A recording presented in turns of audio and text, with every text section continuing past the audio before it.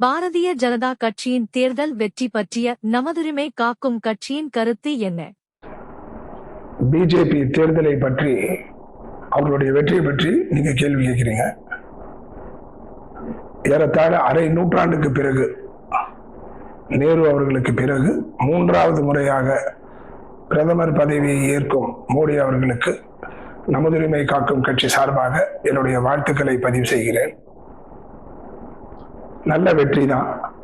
அவர்கள் 350 எண்ணிக்கை கொண்ட ஒரு நிலையை இலக்கா வச்சாங்க. அந்த இலக்குல சற்று சரிவு ஏற்பட்டு ஏறத்தாழ 240 தொகுதிகளை கொண்ட நிலையில பிஜேபி வெற்றி பெற்றிருக்காங்க. இந்த பின்னடைவுக்கு முதல் முக்கிய காரணம் அவர்கள் பிரிவினைவாதத்தை உச்சம் தொடுகின்ற அளவிற்கு பிரதமர் உள்ளிட்டு அனைவரும் பிரச்சாரம் செய்தாங்க. அதுதான் மிகப்பெரிய ஒரு பிஜேபிக்கு ஒரு பின்னடைவா அமைஞ்சது. ஏனென்று சொன்னால், எந்த ராமர் கோயில கட்டுமான பணி முடித்து தன்னுடைய 3வது தேர்தலை எதிர்கொள்ள வேண்டும் என்று மோடி நினைத்தாரோ, அதற்கு எதிர்மறையா தேர்தல் முடிவுகள் அமைந்தது. ஏனென்று சொன்னால், எவ்வாறு என்று சொன்னால், அயோத்தி ராமர் கோயில் கட்டப்பட்ட தொகுதியில் பிஜேபி தோற்று சமாஜ்வாடி கட்சியினுடைய வேட்பாளர் வெற்றி பெற்ற நிலை. சற்று தூக்கலாக அதிகமாக பிரிவினை பேசிய காரணத்தினால் மிகப்பெரிய சரிவு. அவர்கள் ஒரு திட்டம் வச்சிருக்காங்க. 50% மதவாதம், 50% நாட்டு வளர்ச்சி, மக்கள் நலப்பணி. அந்த நிலை மாறணும். 100% தேர்வு பெற்ற பிறகு 100% மக்களுடைய நன்மை, மக்களுடைய விருப்பம், நாட்டினுடைய வளர்ச்சி, இதை முன்னிறுத்தி நீங்க தேர்தல் செய்யணும். அதை விடுத்து மதத்தை மட்டும் நீங்க முக்கியத்துவம் கொடுத்தீங்கன்னா அது அவ்வளவு சரியா வராது என்பது இந்த தேர்தல் முடிவு உங்களுக்கு தெரியப்படுத்தியிருக்கு. அதை தாண்டி அகில இந்திய ரீதியில அனைத்து மாவட்டங்களையும் மாநிலங்களையும் மிகப்பெரிய அளவுல, எதிர்பார்த்த அளவுல, எதிர்பாராத அளவுல வெற்றிகள் பிஜேபி பெற்று நாடளவுல, நாடு முழுவதும் பிஜேபி ஒரு வளர்ந்த கட்சியாக இருப்பதை நம்மால் இந்த தேர்தல் முடிவை கொண்டு உணர முடிகிறது. குறிப்பா சொன்னா, தமிழகத்துல அதிமுகவுடன் கூட்டணி வைத்திருந்தால் இன்னமும் சில தேர்தல் முடிவுகள் சற்று எண்ணிக்கையில கொஞ்சம் அதிகமா உங்களுக்கு சீட்டு கிடைச்சு சிறப்பா செயல்பட்டிருப்பாங்க. அந்த வாய்ப்பை ஏதோ ஒரு காரணத்தினால முதிர்ச்சியின்மை, 2 பக்கம் முதிர்ச்சியின்மை, பிஜேபி பக்கம் முதிர்ச்சியின்மை, அதிமுக பக்கமும் முதிர்ச்சியின்மை காரணமாக ஒரு மிகப்பெரிய ஒரு சரிவு. மற்ற மாநிலத்தெல்லாம் மிகப்பெரிய அளவுல அவர்கள் வெற்றி பெற்றதை யாரும் மறுக்க இயலாது. அதே சமயத்துல இந்த ஆட்சி உடனே கவிழ்ந்துரும் அப்படின்னு சொல்லிட்டு எதிர்கட்சிகள்லாம் இந்த விவாத மேடையில பார்க்கும்போது அதே ஒரு பேச்சா இருக்கு. அந்த பேச்சுல ஒரு பலன் இருப்பதா தெரியல.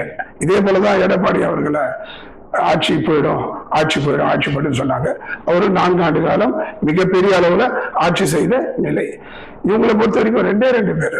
நிதிஷ்குமாருக்கு ஒரு 12 சீட்டு, சந்திரபாபு நாயுடுக்கு 16 சீட்டு. இந்த 2 சீட்ல யார் ஒருவர் போனாலும் அவர்களுக்கு சுயேட்சையெல்லாம் நிறைய எண்ணிக்கை இருக்கு.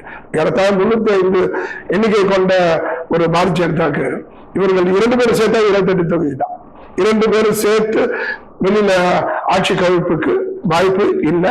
ஏனென்று சொன்னால், அந்த 2 தலைவர்களுமே மிகப்பெரிய அளவுல முதிர்ச்சி கொண்ட தலைவர்கள், முதிர்ச்சியினுடைய உச்சம். அதனால அவர்களுக்கு என்ன ஒரே ஒரு நோக்கமா இருக்கும்னா, தன்னுடைய மாநிலத்தை, பீகாரை, ஆந்திர பிரதேசத்தை மிகப்பெரிய அளவில் வளர்க்க வேண்டும், நிதியை பெற வேண்டும், திட்டங்களை பெற வேண்டும் என்கின்ற ஒரு நிலைப்பாடை மட்டும் வைத்துக் கொண்டு அவர்கள் அரசியல் செய்வார்கள் என்பதுதான் இந்த 5 ஆண்டு காலம். என்ன பண்றது, நம்ம தமிழ் மக்களுக்கு அந்த சிந்தனை இல்லாம போச்சு. கடந்த முறையும் சொன்ன, எந்த நிலையிலும் அவர்கள் வெற்றி பெறுவது உறுதி. அகில இந்திய ரீதியில அவங்க வெற்றி பெறுவது உறுதி. அதனால ஒரு 4-5 சீட்டாவது அவங்க கொடுத்திருந்தா ஒரு 4-5 எம்பி வந்திருப்பாங்க, 4-5 எம்பி மத்திய அமைச்சர்கள் ஆயிருப்பாங்க.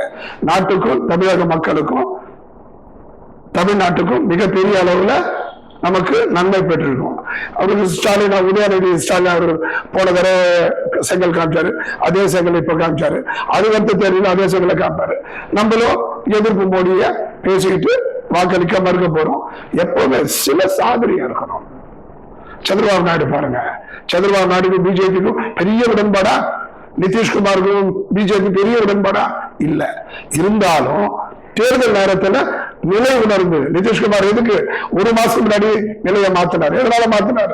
அவருக்கு தெரிஞ்சு போச்சு 3 மாநில தேர்தலில் பிஜேபி வரும்போது நிச்சயமாக அடுத்த பிரதமர் மோடி.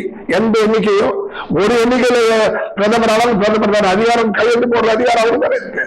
அதை உணர்ந்து உடனடியாக தன்னுடைய நிலைப்பாடை மாற்றியது போல இங்கேயும் மக்கள் நிலை மாற்றியிருந்தா ஒரு 3-4 எம்பியை கொடுத்திருந்தோம்னா 3-4 மத்திய அமைச்சர்கள் கிடைச்சிருக்கும். அதன் வாயிலாக நாம் நன்மை பெற்றிருப்போம். நடந்ததாக இருக்கட்டும்.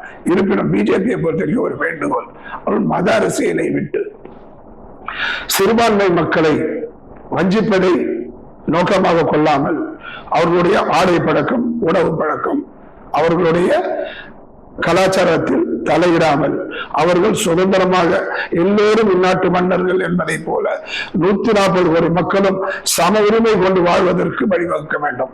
அதே சமயத்தில் சிறுபான்மை மக்கள் செய்யும் எந்த தவறாக இருந்தாலும் இரும்புகரம் கொண்டு அவர்கள் சிறுபான்மை பெரும்பான்மை என்று பார்க்காமல் அவர்கள் இரும்புகரம் கொண்டு அவர்களை தண்டிக்க வேண்டும். மாறாக காங்கிரஸை போல வாக்கு வங்கி அரசியலுக்காக சிறுபான்மை மக்கள் செய்யும் தவறை பாராமுகமாக இருப்பதை ஏற்க முடியாது.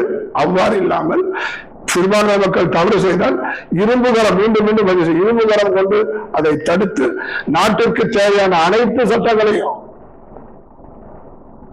ஒரு பாரபட்சம் இல்லாமல் பேதம் இல்லாமல் 140 கோடி மக்களுக்கும் ஒரு சிந்தனை கொண்டு நல்லாட்சி செய்ய பிஜேபி முயற்சி செய்தால் ஏன் இந்த ஆட்சி இன்னும் அடுத்த ஆட்சியோ அடுத்த தேர்தலில் வெற்றி பெறுவதற்கு வாய்ப்பாக அமையுமே தவிர பிரிவினை அரசியல் ஒருபோதும் பிஜேபிக்கு வாய்ப்பளிக்காது, வளர்ச்சி தராது என்பதை இந்த தேர்தல் அறிவுறுத்தி இருக்கிறது. இதை மனதில் கொண்டு செயல்பட வேண்டும் என்பதுதான் என்னுடைய வேண்டுகோள். வணக்கம்.